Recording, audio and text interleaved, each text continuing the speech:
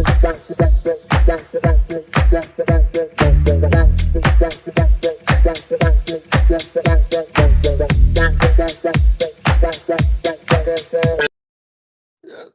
we are graced to have Dr. Abigail Salol, our Director of EDI, Knowledge Translation and Institutional Accountability at Sheridan, joining us with the support of the research assistants. There are a number of research assistants in this project we've been very fortunate to meet and engage with that have been contributing to this. And I don't want to steal any thunder from Abigail, so we'll for sure let her elucidate that further. But it's a joint project that Volunteer NBC is partnering on, and we're leading the not-for-profit sector component so that we can bring organizations into the fold to be involved with this research.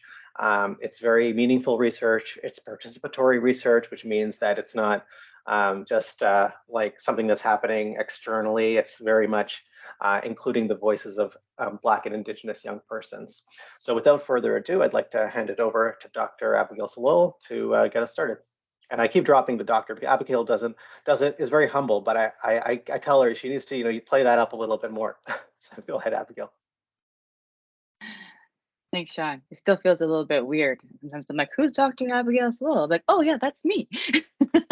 So I'm gonna share my slide deck and we'll get started, and I'll introduce myself a little bit and the project. And I just want to tell you right now that this will definitely not be enough time. But my goal is really just to give you like a little bit of a teaser, and I hope this is a first conversation of many that we have about this project. And it's I feel like this is a little bit of a precious moment, because this is it's like a little bit of a coming out party for the project, because this is the first time we're talking about it. So briefly, let me just say, so thanks for the introduction, Sean, and thanks for the opportunity to talk with all of you. I'm really excited about this project. So Sean did a little bit of introductions, and I just want to introduce you to Sham, who is a research assistant extraordinaire on the project. And Sham, do you want to kind of put your mic on and talk? There you are. Hey everyone, good afternoon everyone. I hope everyone's well. My name is Shamaz, but you can call me Sham for short, and I am one of the research assistants out of the many that are collaborating with Shan and also with Abigail as well for this project that we have. Cool, thanks. And so today we're just gonna a little bit about our why, a little bit about our how. I hope that sort of resonates with your why and your how, and then we can kind of jam about it, is my hope. We'll chat by using the chat box. I also have a Mentimeter, and I hope to sort of get a sense of who's in the room. And once again, I hope this is the beginning of a conversation that will continue. So there's just two of us here today, but there's like a whole gaggle of us. We are our project partners are Volunteer NBC, Rescue Youth, and Moyo. So those are our three community partners. This is a project funded by NSERC and at Sheridan College. So there's two co-directors for the project. This is myself and Fallon Melander. And so together we are with our research assistants, we're a group of people who are really centering Black and Indigenous young people's voices in the work through a participatory action research approach, really trying to look at the different ways that young people are connected, come to know belonging and community. We are very in early stages of this project, and something that I'm really excited about is that this is a 3-year project.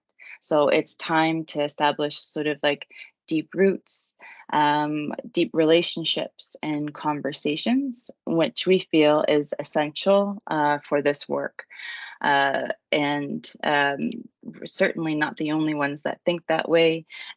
We are sort of starting this work with a view of like that we are continuing the work that has been done by Black and Indigenous thought leaders, those people on the front lines that have a very long lineage of work that looks at how can we respect connections of the land, connections between people.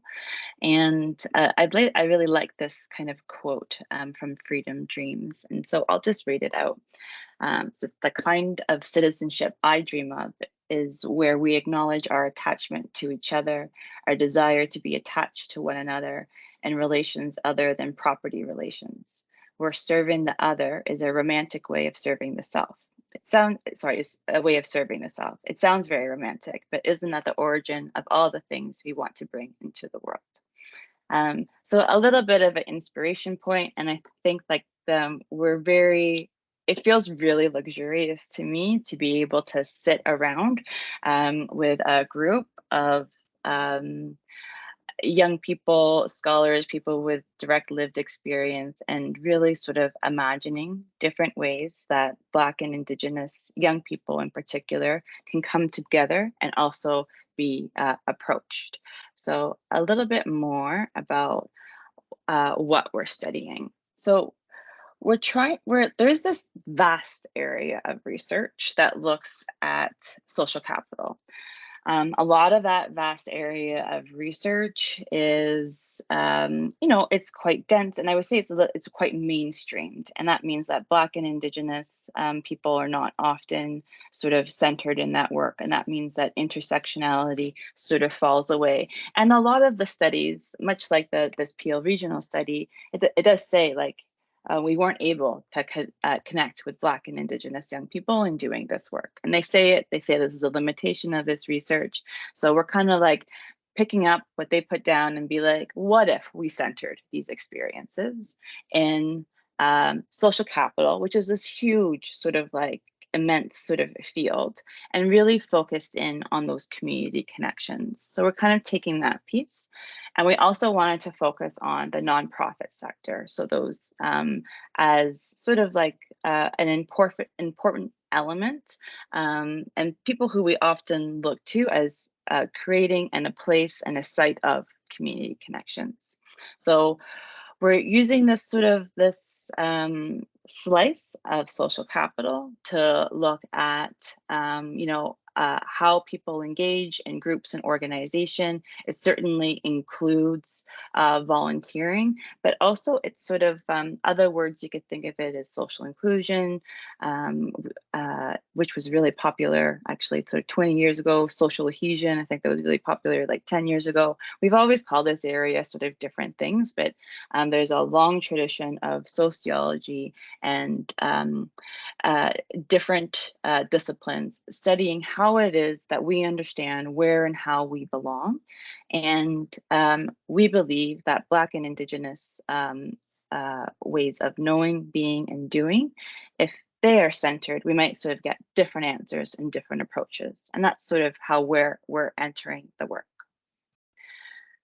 So for me, I think we all have different entry points to the work. And for me, certainly the work comes from working with youth in conflict with the law, working with more, maybe we would say, marginalized young people, and them feeling,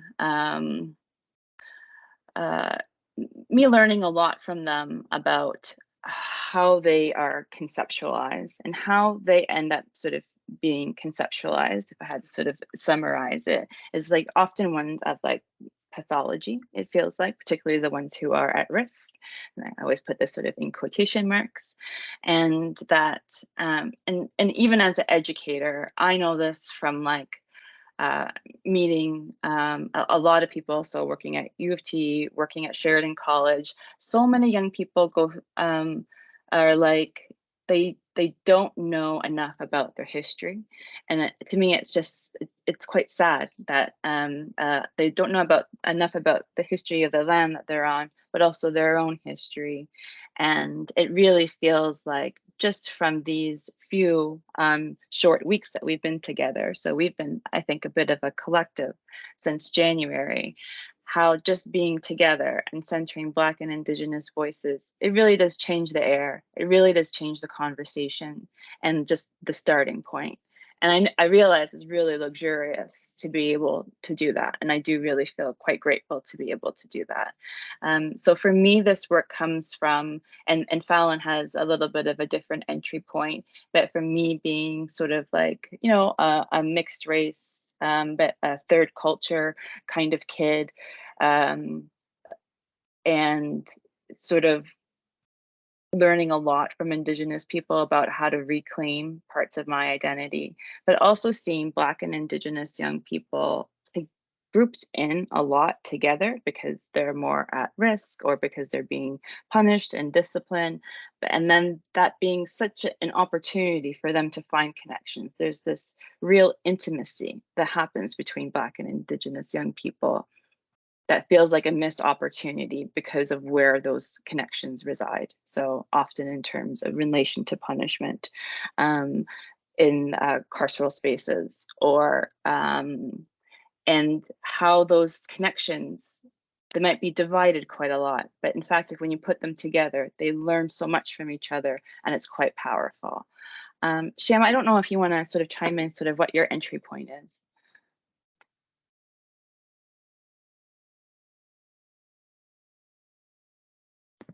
Sorry, I was struggling there for a little bit. But no, just definitely everything you said I agree on. I'm truly grateful and honored to even being having the opportunity to be involved in such a project like this.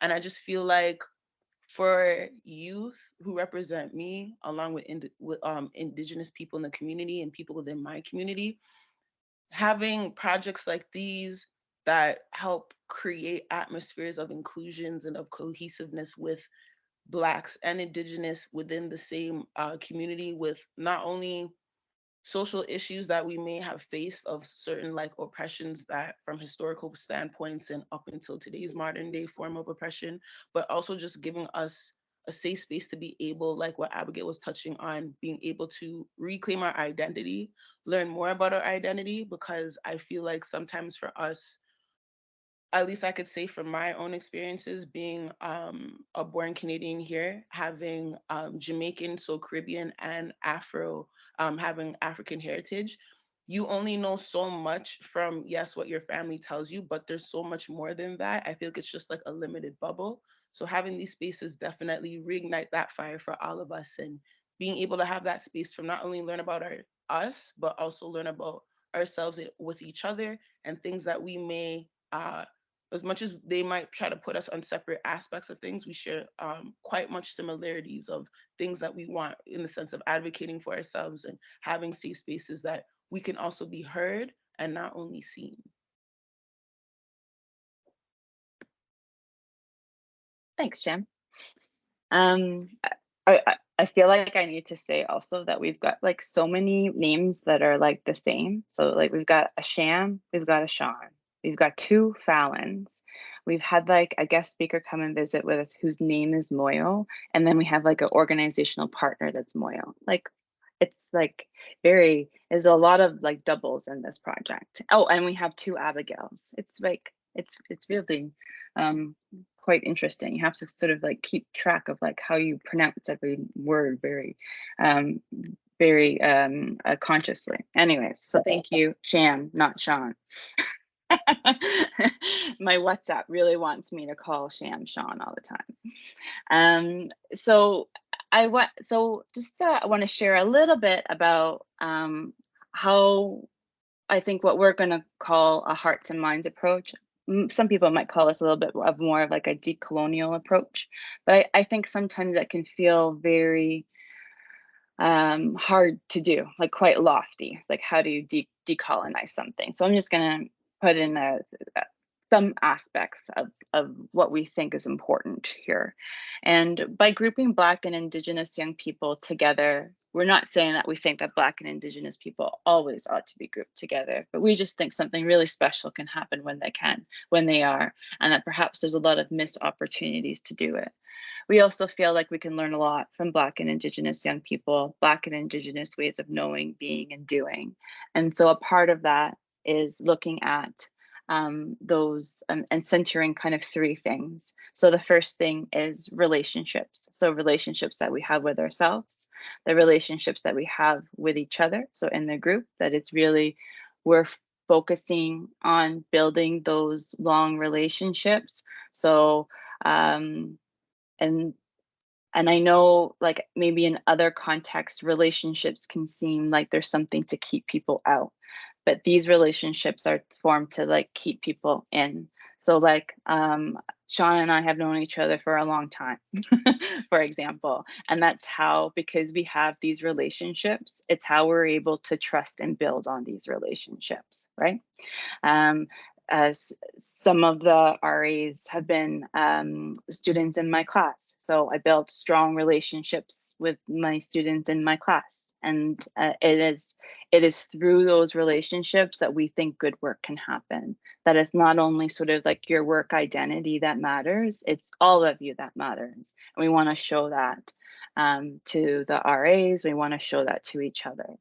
And it's hard. Just want to make sure I recognize, like, it is a lot easier to do this within a research context than it is to do this in a work context, right? And even I know this from teaching. So because some of these research assistants are previous students of mine, I feel like, you know, they're always thinking like they're getting graded, right? And it's really hard to be like, yeah, no, this is different. There's a different kind of relationship.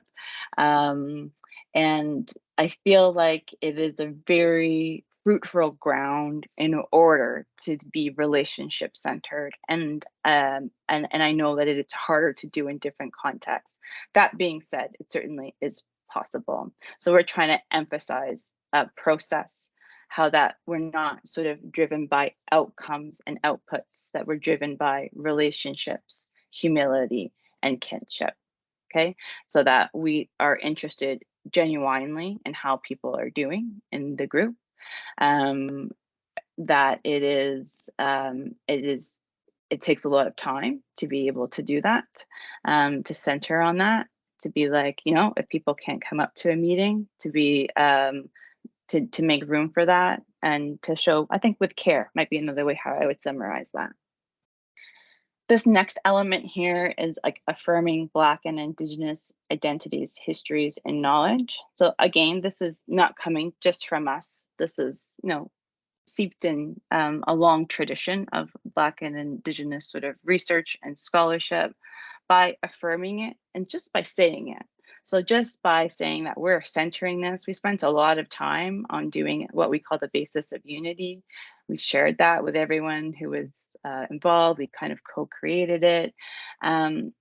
By affirming it, it really, again, sort of, it just changes the center. You can feel like people feeling affirmed that they can bring their whole selves.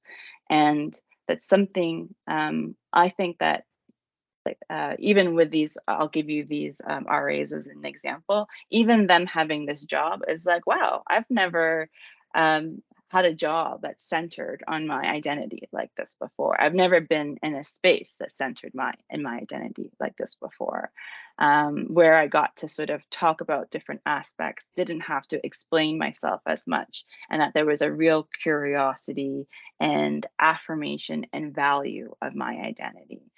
And, you know, Black and Indigenous is a very big category of people, but like to really honor all those intersectionalities is really important.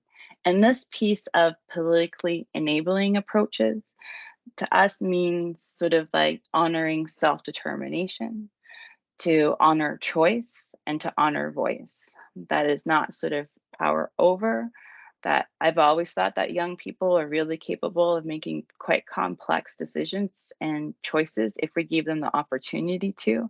And that often when we sort of like conceptualize young people in a way that diminishes them, it it makes them smaller. And I hear that sort of again and again. It's sort of that young people feel often boxed in by programs, by school, by the way different professionals approach them. And I think there's a wide range of professionals, by also how their parents approach them. Um, so if we are to center those sort of like three principles in the approach, we feel like the community connections, to analyze community connections, is going to be much different. So the next piece is where I'm going to turn to you and sort of ask you, um, where is there a hearts and minds approach in your work or in your world? So this project is a PO-based project. So I'm interested if there's, so we're really happy that there's a lot of people here from PO. So if you want to give like someone somewhere that's doing sort of like kind of work that you think is a hearts and minds approach to those three pieces, that would be cool. And it doesn't have to be like a perfect kind of match, but if you find like there's a nice little space in your world where there's an approach, where this sort of hearts and minds approach, it sort of sounds like it, I'd love to hear about it. And there's a couple things that can happen. I feel like there's a good enough number of us that we could, I do have an easy retro started, so let me copy that. But I feel like you can also put it in the chat. Let's just see if this wants to.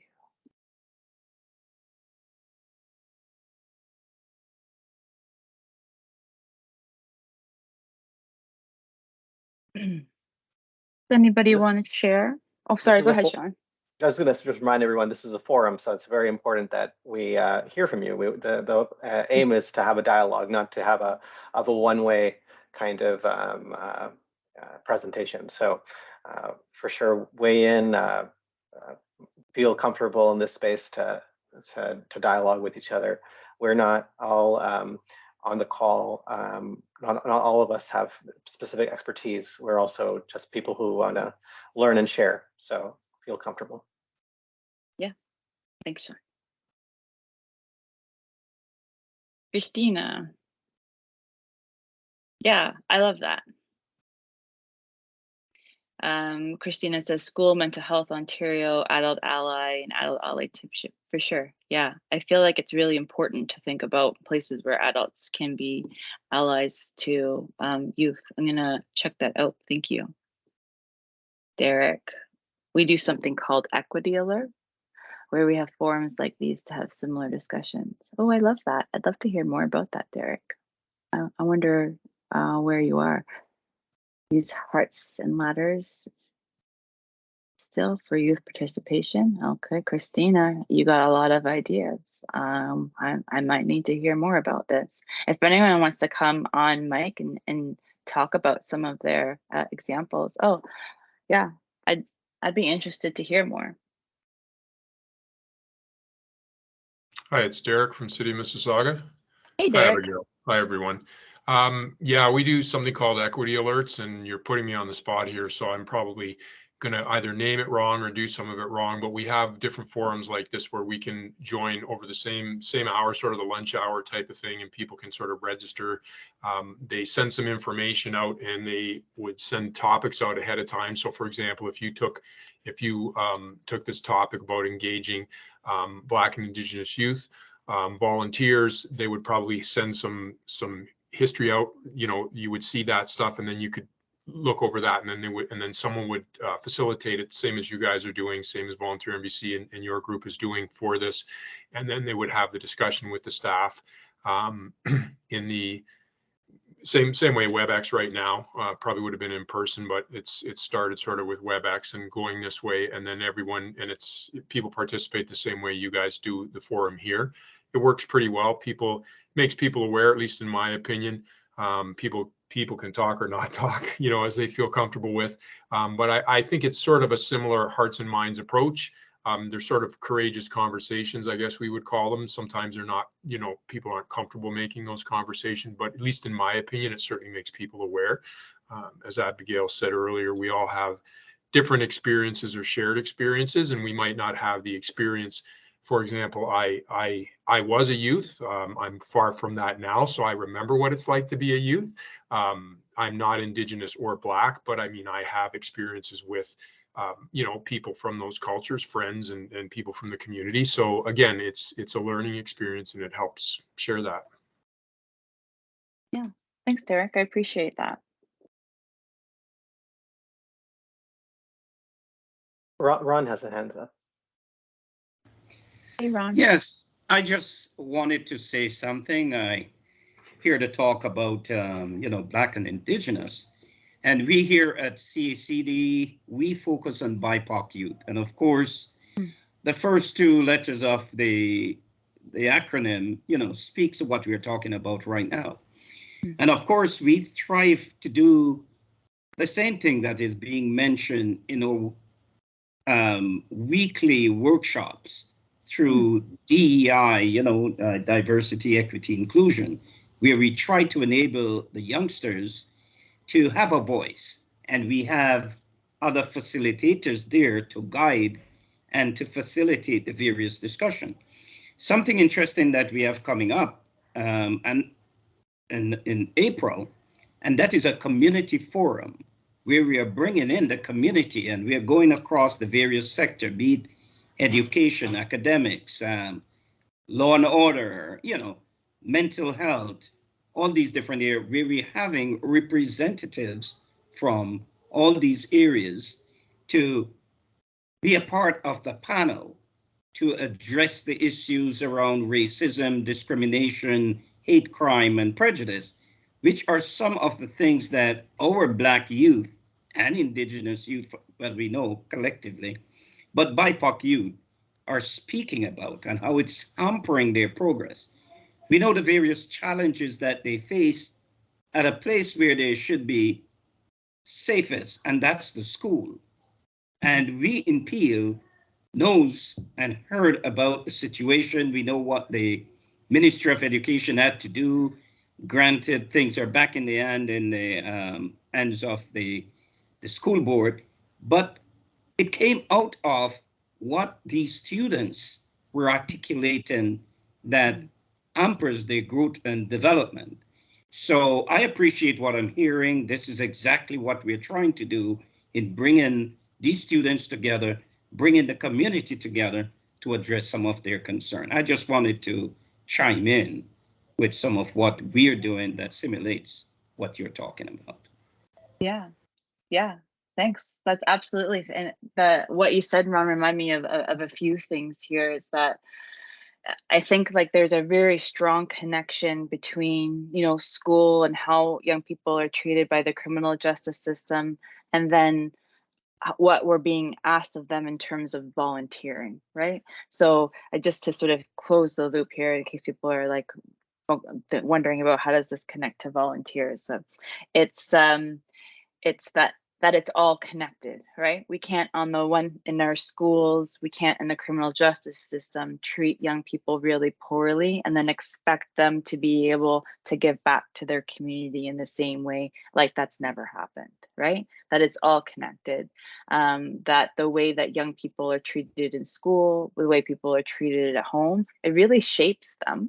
And we have to recognize those different ways that young people are approached, particularly by institutions. And I think when we ignore that a bit, and when that sort of we lose sight of that, we kind of forget that young people spend a lot of their day sometimes not being treated very well, and more Black and Indigenous young people than other young people. And so what this means is that I feel like it's incumbent upon us, if we're offering youth services, to be like we're offering our services for Black and Indigenous people in an affirming way, right? And it I just want to put something out there that when you say Black and Indigenous, that there was some people who was like, oh, I don't know if you'll be able to get, equal number of Black and Indigenous research assistants because there's not that many Indigenous people in Mississauga. And I'm like, I'm just gonna try it. I think we can do it. And you know what? It wasn't hard at all. So like we have equal numbers of Black and Indigenous, and that's sort of how we'll do it. And I think that if you just sort of like, you put it out there, you make the space for it, then it happens. And so I'm glad that you're doing that that work in that same way, Ron. That sounds awesome. You know, personal. Yeah, Christina in the chat says personal experiences. There's much opportunity in Peel to be involved and participate in Indigenous culture and learning history, and fosters understanding and respect for culture. Yeah, that's great. Thanks for all these examples. That is great. I'm just gonna check this. Yeah, I feel like the chat is probably the better place to talk. I just double checked the Easy Retro and there's nothing there. So we'll just kind of continue on. So I'm glad that you had some examples there. The next thing I wanted to talk about is sort of like what stops a hearts and minds approach to engaging Black and Indigenous young people. So this can be in relation to volunteering. This can be in relation to other parts of your work. So why is it hard to be intentional about this type of work, I guess is what I'm asking. And I want you to know that this is not coming from a place of judgment. I want you to know I really struggle with this. So even with this project, even though this is a funded project, I have to have like, I call it, this is my decolonial working hour. And then it is like a co-working space with me and our research assistants, just so we can just be together and not necessarily do sort of like the work that we think we need to do, rather than sort of just being pushed around by other identities. So I know it's hard, and I think it's harder in some workplaces than others.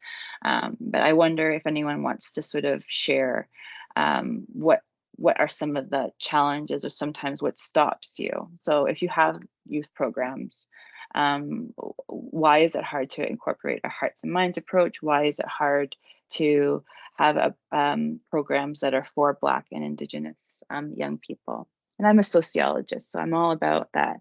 People do things because they live in a social context, right? And so you have to make choices based on, where you are for the most part.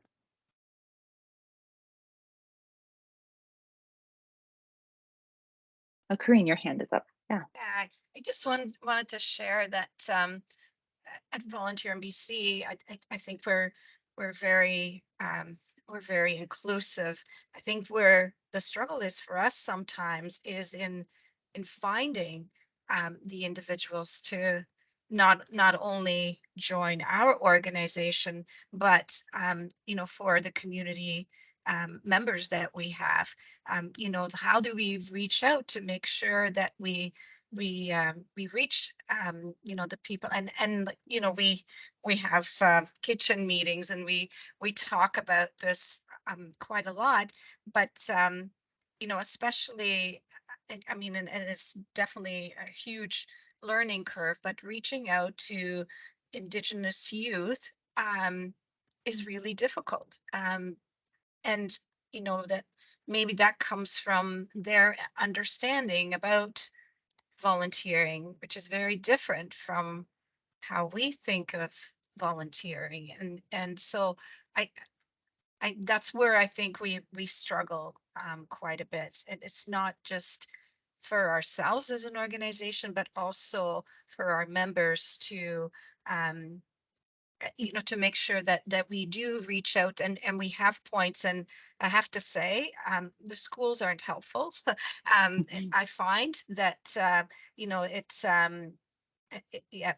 that makes it difficult. And we have a social inclusion committee, which does have individuals from the various representation, but even there it's still difficult to reach out. To date, we have not been able to have somebody from the Indigenous community. We have the Black community represented, but we're finding it difficult. And is it our approach? Is it how we're trying to be inclusive? I'm not sure. Thanks for that, Kareem. I really appreciate that. Yeah, I think about that a lot too, just generally. So my sociologist sort of lens would be like, what are the structures that kind of stop people? And I think when I think of Black and Indigenous young people, I certainly saw this when I worked uh, in the field more, but I also like sort of keep these connections with people more in conflict with the law, so that you'll see I answer in that context quite a bit.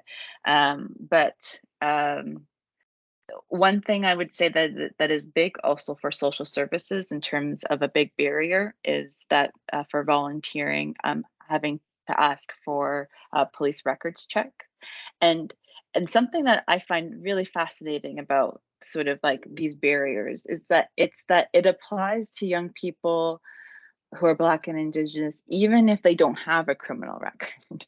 So they're so used to seeing themselves as being criminalized, as being criminal justice adjacent, that if they see that a criminal records check is needed, they're like, okay, that's not for me then, even even if they've never been in conflict with the law.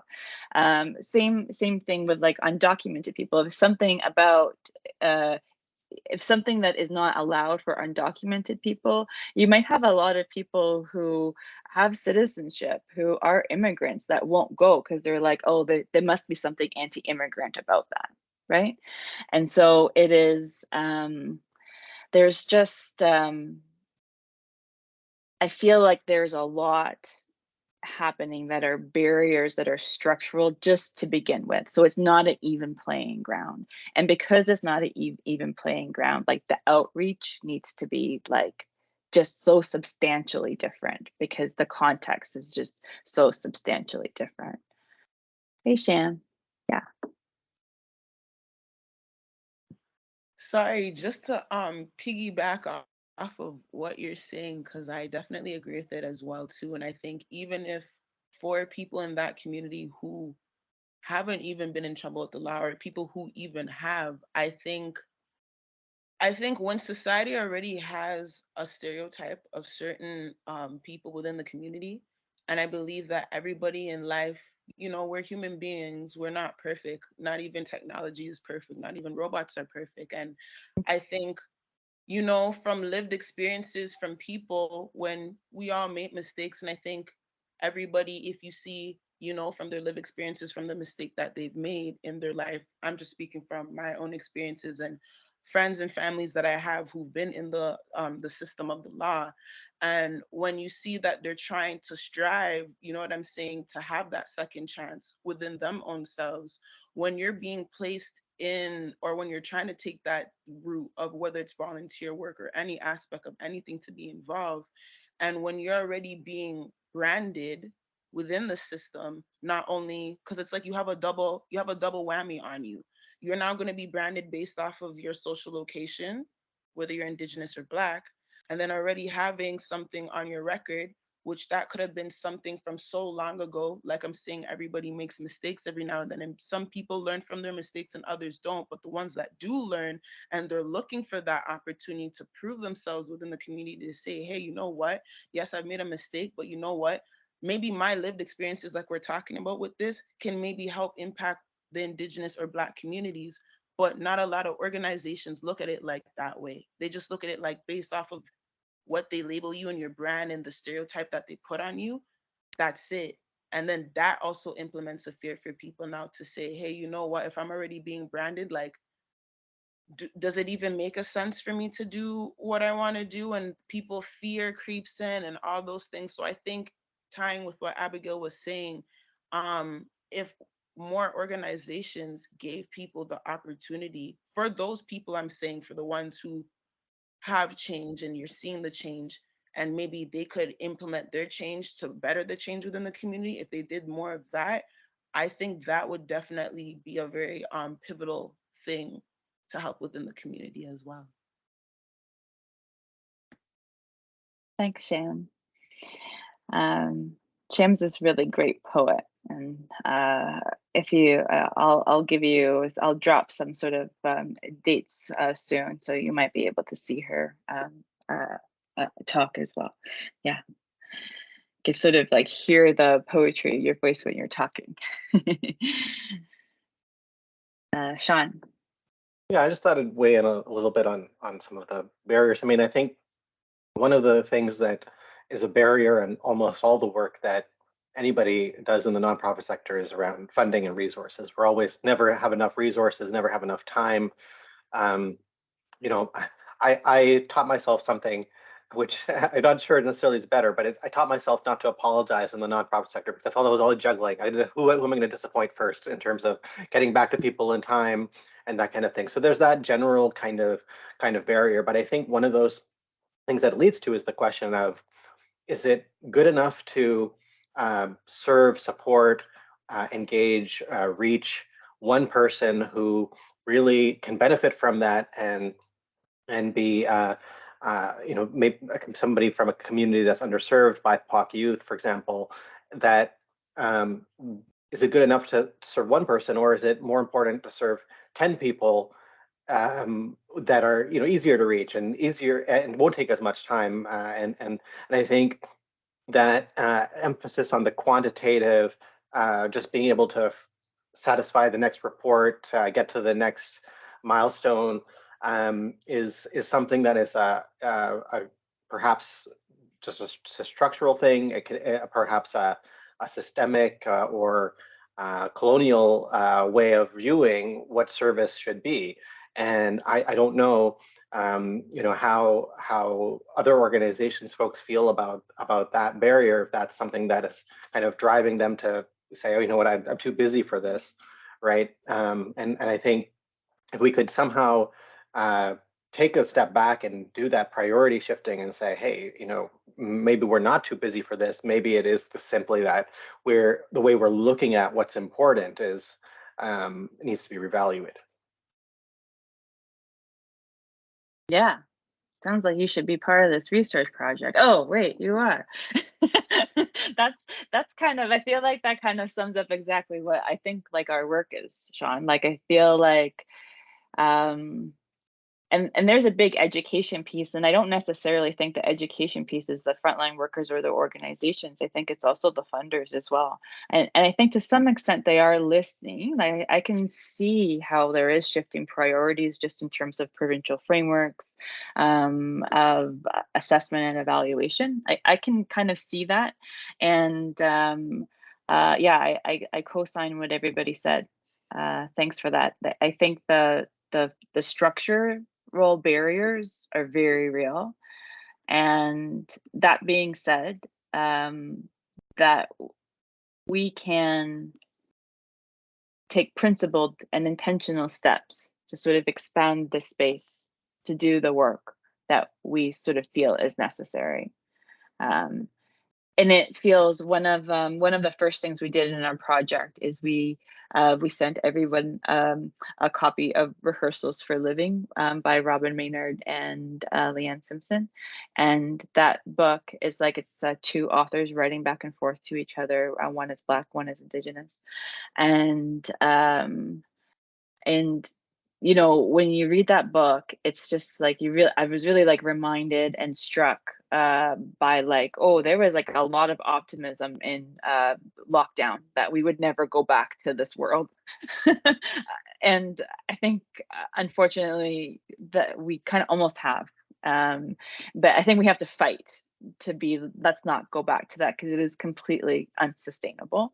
And just remember, like for me, I'm really trying to remember that hope I felt. That was just like, it was really what kept me going over lockdown. I'm like, things are going to be so different after this, and I would get to this really yummy like space. And I think it's really important that we keep reminding each other that all those, sometimes we think things are like set in stone and structures, but in fact they're not. And we just need to sort of be a little courageous sometimes, maybe act together in solidarity, and with each other, and it'll be a little less scary, and I also think possible. And so I hope this is the work that we'll be ushering and stewarding in as part of this project. I'm realizing that time is going by really quickly, and I just wanted to have a couple more things because I know Sean wanted to talk, and I had some announcements as well. So a lot of this project is about like what if. It is imagining possibilities and like how could we change how we value, how we show our work as well. Um, it is really liberating, I would say in particular for Black and Indigenous people to just to name it, to just to say, if it's possible, to name Black and Indigenous, and maybe even to think about how Black and Indigenous people are different from POC as well, is a little bit of something to think about. And how small gestures really go a long way, is something I would say. So maybe I'll just sort of ask these questions is like, what if we evaluated the quality of relationships? So I'm thinking in these community relationships, how could we evaluate the quality of those relationships? Not necessarily like the number of hours, but how do we make this work that we want to do and the frontline work visible to the state also as well, because the state is really, that's why things get quantitative a lot, is because that is the work that is visible to the state. But if we're able to show something else, and if we're able to show something that is also, that it not only it is possible, but it is we can show impact and we can have good success stories about it, you'd be surprised what the state gets on board with. Um, we have co-conspirators that are working in the state also, is what I want to say too. So you might just sort of like think, funders are just sort of like, they only want sort of one thing. But I think a lot of things are possible. You just sort of need to have a little bit of a path and have things thought out. And my hope is that this is what comes from this work. So what does it mean to remove barriers for Black and Indigenous young people to volunteering connections? And lately I've been like putting volunteering in quotation marks just because I think it has a lot of baggage. And so maybe it's not sort of like volunteering, because I think people have this prescribed ideas for what volunteering is. But what if instead we just look at the ways that Black and Indigenous young people contribute to community, and what if we just honor that? Maybe it's not, maybe volunteering is often on our terms, but in organizations and not enough on theirs. I'm going to read this from Christine. Thank you. I work with Volunteer Center in Ottawa. I'm conscious of the fact that volunteer centers are themselves institutions embedded in the way that our society has evolved in its colonial past.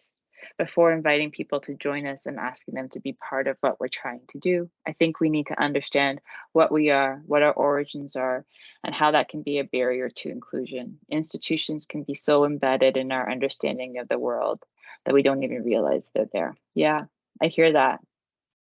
It's a lot of important sort of like self-reflection and institutional reflection. I've often thought that, the nonprofit sector, social services, there's a lot of people. I don't know if you've ever read the books Street Level Bureaucracy.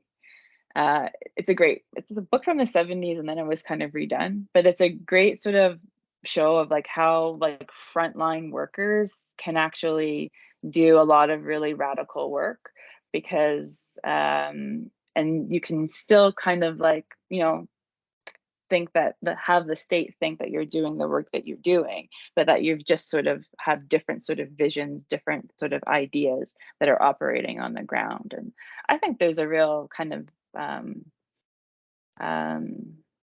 there's a lot of maneuvering that is done as well, and it's hard work. Derek? Yeah. Hi, thanks. I can't type fast enough anymore to deal with that. I think a lot of it, at least for my organization, and I can imagine for many, is having the information, right? Like you could address these things if you had the information, but I think nowadays collecting the information can be tricky. And I'm not saying that it shouldn't be done, or I don't know how, like, I'm not sure of the way to do it, but I think that, like, for example, if I don't know who is Indigenous, in my volunteer pool, because I couldn't ask that question, right? Because targeting can go two ways, right? Targeting can be seen as, you know, you're targeting, like some people might say you're asking that information to exclude someone, whereas you could be asking for it just to find out, to you know, to notice, oh, I only have like 2% of my volunteers are Indigenous, so I should reach out, just like, you know, like you're suggesting, like make an acknowledgement, like make an effort to reach out in the correct areas. But if I don't have that information, you know, handy, if I don't know how to collect it. So obviously projects like these help, because if there's, you know, ways like this, or if they approach organizations or different places, you can maybe start to collect that information. And all I can sort of use as an example, in the past, I used to try and collect language. I know we're specifically talking about engaging Black and Indigenous youth, but I used to ask for language years and years ago, not to figure out where they were from, that it even mattered. It was more because we had, you mentioned earlier, Abigail, like if someone's a newcomer or whatever, and it's like, hey, if I know a volunteer who has a second, third language, whatever, maybe they can speak, you know, if those people are in our programs, they can speak to them, and things will work smoother. So I think for all of your questions up there, a lot of it, at least in my experience, will go to collecting information, because I don't know how to approach it if I can't collect that information, right? Like if I can't get that information, if I'm not allowed to collect that information, and yes, you can maneuver around it, like you were saying, and I'm sure there's some frontline people, you know, you can do that, but on a larger scale for organizations, sometimes that's challenging. And if you can't collect that information where you guys are collecting it, which is fantastic, and you know, you can find out that these areas are being missed, but if we don't have that information ourselves, I think that's a sticking point for a lot of people. Yeah, I'm just gonna say I co-sign what you said, Derek, and I think we could have like a whole conversation. So I welcome that. I'm gonna start speed talking because 1 hour went by really quickly, and I know, Sean, you want to say something, but I do want to encourage you to reach out, and I'll send my give you my email. We'll have a website soon. We're really early stages, but just want you to invite you right now. May 16th, we're having a little bit of a launch, and we'll have a little bit of that's where you can see Sham get her spoken word on, and we'll have all the research assistants there talking about sort of what we've done so far and a kind of a full report. We'll be doing interviews and focus groups this summer. Like